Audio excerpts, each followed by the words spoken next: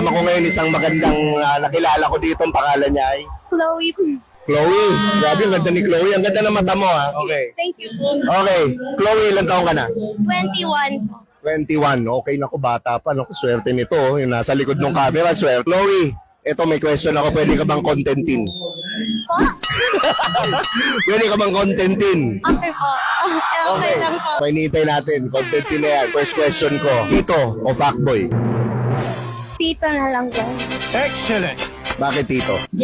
Kasi tito vibe siya eh. Ilang taon na? 23 po. 23. Hindi tito yan.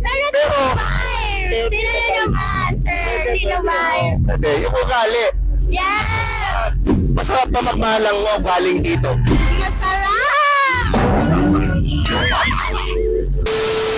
Next question. Kung adobo ka, anong lamang sa'yo? Suka o toyo? Toyo. Bakit toyo? Alat-alat! Ang sarap! Saka ang babae, hindi masarap at walang... Toyo. Okay. Anong diskarte ng lalaki ang pumana sa'yo? Mana? Yung medyo shy time. Shy type? Medyo shy time. Bakit shy type? Kasi kala mo, ano lang eh, tahimik lang sa umpisa. Kahit di makapilitan. Ako po! Have you tried having time in public?